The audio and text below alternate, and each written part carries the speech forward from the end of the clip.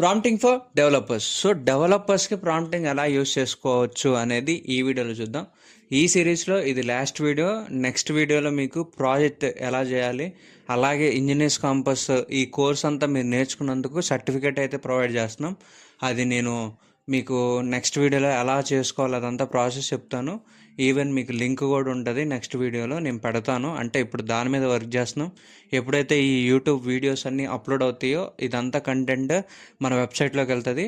వెబ్సైట్లో మీకు సర్టిఫికేట్ అనేది ఉంటుంది, దాన్ని డౌన్లోడ్ చేసుకోవచ్చు ఈ కోర్స్ అయిపోయిన తర్వాత. సో ఎనీవన్ ఇంట్రెస్టెడ్, మీరు వెబ్సైట్ లింక్ నేను డిస్క్రిప్షన్లో ఇస్తాను. నెక్స్ట్ వీడియోలో చెక్ చేయండి సర్టిఫికేట్ కావాలనుకుంటే. ఓకే, సో మనం ఏఐ యూస్ చేసి, ఏఐ ప్రాంప్ట్స్ యూస్ చేసి మన డెవలప్మెంట్ని ఎంత త్వరగా కంప్లీట్ చేసుకోవచ్చు అనేది ఈ వీడియోలో చూద్దాం. So why developer needs prompt engineering skills. ఇప్పుడు ప్రెజెంట్ ఉన్న సిచ్యువేషన్లో ఈ స్కిల్స్ లేకుండా జాబ్స్ అనేవి చాలా కష్టమైపోతున్నాయి. సో ఎందుకు అంటే ప్రొడక్టివిటీ ఇంక్రీజ్ అవుతుంది, లెర్నింగ్ కూడా మనకి కొత్త టెక్నాలజీస్ ఈజీగా అడాప్ట్ చేసుకోగలుగుతాం, బెటర్ కోడ్ క్వాలిటీ ఉంటుంది. అంటే మనం రాసే కోడ్లో కొంచెం బగ్స్ ఇలాంటివి ఉంటాయి, ఇదేంటంటే కొంచెం ఫ్రేమ్వర్క్ నీట్గా రాసుకోవచ్చు. Next architecture guidance. సో మనకేంటి కొత్తగా ఒకవేళ తెలియపోయినా ఒక కొత్త కాన్సెప్ట్లోకి మనం వెళ్తున్నా మనకు ఒక గైడెన్స్ లాగా ఇది ఇచ్చి ఆ ఇన్స్ట్రక్షన్స్ ఇస్తుంది, ఎలా చేయాలి ఆ వర్క్ అనేది ఇన్స్ట్రక్షన్స్ ఇస్తుంది అనమాట. Next so prompting for code generation. దీంట్లో కోడ్ జనరేషన్లో మనకి కామన్ యూస్ కేసెస్ ఎలా ఉంటాయంటే boiler plate code for new process ఇస్తుంది.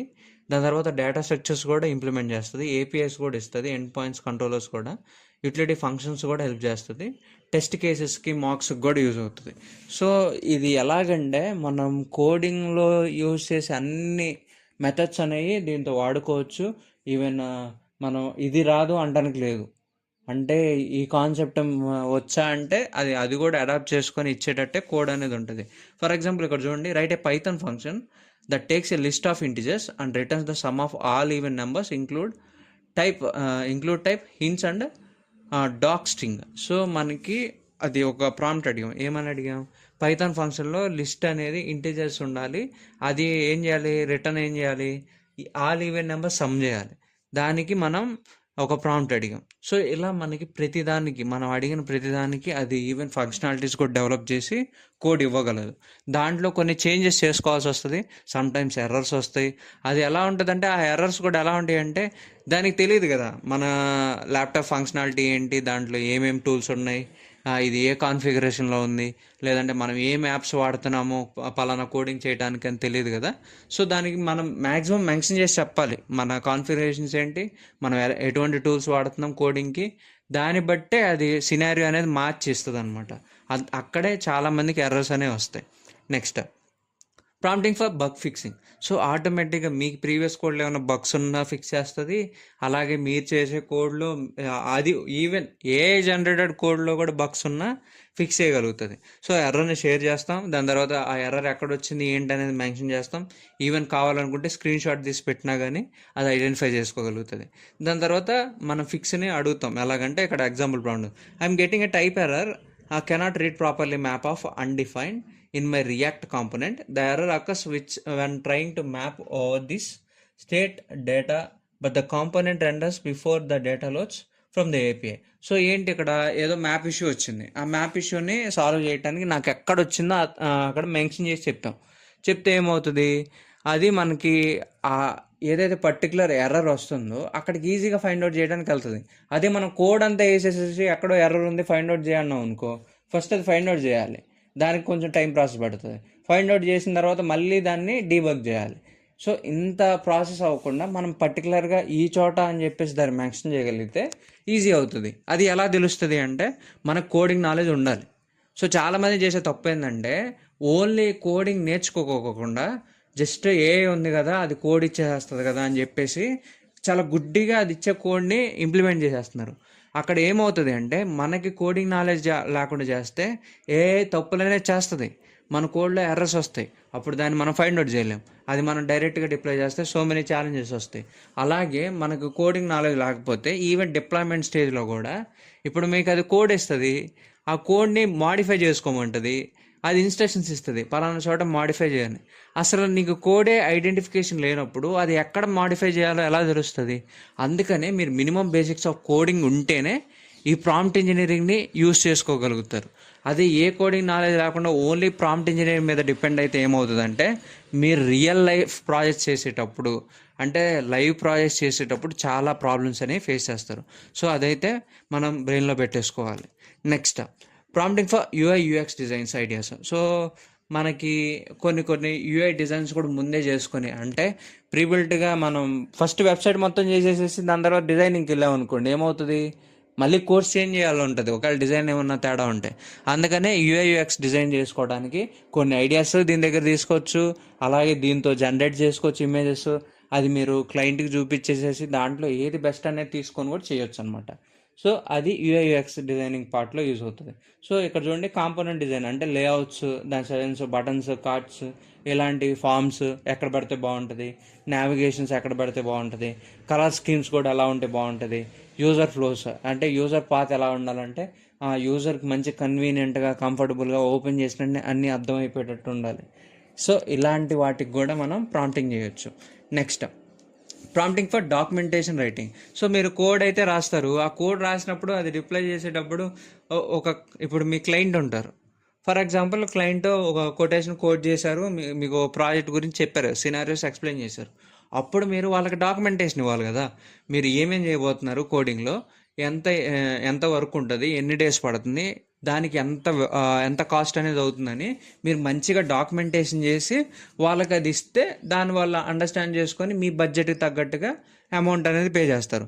సో ఇక్కడ చూడండి, ఈ type of documentations you can generate inlet code commands, API references, user guides and tutorials, technical specifications, read me files and project videos. ఇక్కడ చూడండి, ఇక్కడ మెయిన్గా ఏమున్నాయంటే ప్రాజెక్ట్లో జరిగే ఆటి డాక్యుమెంటేషన్స్, అలాగే ప్రాజెక్ట్ మొత్తాన్ని మనం చూపించడానికి డాక్యుమెంటేషన్స్. ఇలా మనం రెండు చేసుకోవాలి. ఎలా అంటే ఇప్పుడు మీరు డిప్లాయ్ చేసేసేసి ఒక పర్సన్కి ప్రాజెక్ట్ ఇచ్చేసారు, మీరు చేశారు కాబట్టి మీకు ఎలా అది వర్క్ అవుతుందో తెలుసు, కానీ కొత్తగా తీసుకునే వాళ్ళకి అది తెలియదు. కాబట్టి యూజర్ గైడ్ అండ్ ట్యూటోరియల్స్ కూడా డాక్యుమెంటేషన్ చేసుకొని మనం పెట్టి ఇచ్చేటప్పుడు, డిప్లాయ్ చేసి ఇచ్చేటప్పుడు ఈ డాక్యుమెంట్స్ అన్ని వాళ్ళకి ఇస్తే వాళ్ళు అవి చదువుకొని అప్పుడు ఆ సాఫ్ట్వేర్ అనే దాన్ని యూజ్ చేసుకోగలుగుతారు అనమాట. అలా ఇది. Next, prompting for API planning. So application ఇంటర్ఫేస్కి ప్లానింగ్ ఎలా చేసుకోవాలి, ఎండ్ పాయింట్స్ అనేది తెలుసుకోవాలి, రూట్స్, హెచ్టిటిపి మెథడ్స్తో ఎలా చేయాలనేది తెలుసుకోవాలి, అథెంటికేషన్స్ కూడా మనం యాక్ట్ చేసుకోవాలి, దానికి ఏం చేయాలో తెలుసుకోవాలి. అలాగే రిక్వెస్ట్ అండ్ రెస్పాన్స్.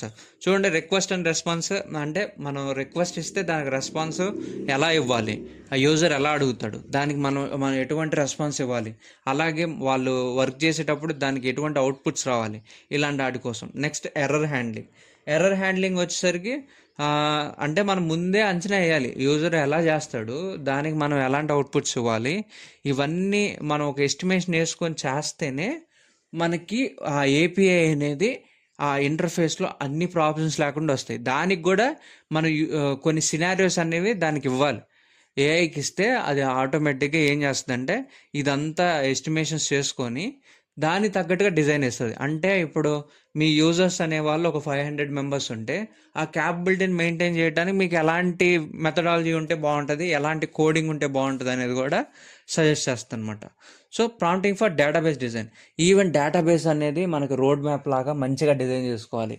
అంటే ఇప్పుడు మీకు ఒక రిక్వైర్మెంట్ వస్తే దాంట్లో ఎన్ని ఉంటాయి, ఎన్ని టేబుల్స్ క్రియేట్ చేయాలి, ఎలా క్రియేట్ చేయాలి, ఇలా ప్రతిదానికి ఆ టేబుల్ స్ట్రక్చర్స్ ఎలా ఉండాలి, ఇట్లా ప్రతిదానికి కూడా మనం ప్రాంప్ట్ డిజైనింగ్ చేసుకోవచ్చు. సో ఇక్కడ టేబుల్ స్ట్రక్చర్కి అంటే టేబుల్స్ కోసం ఆ టేబుల్స్ ఫారెన్ కీస్ రిలేషన్షిప్స్, అంటే టేబుల్ కనెక్ట్ అయి ఉండాలి కదా.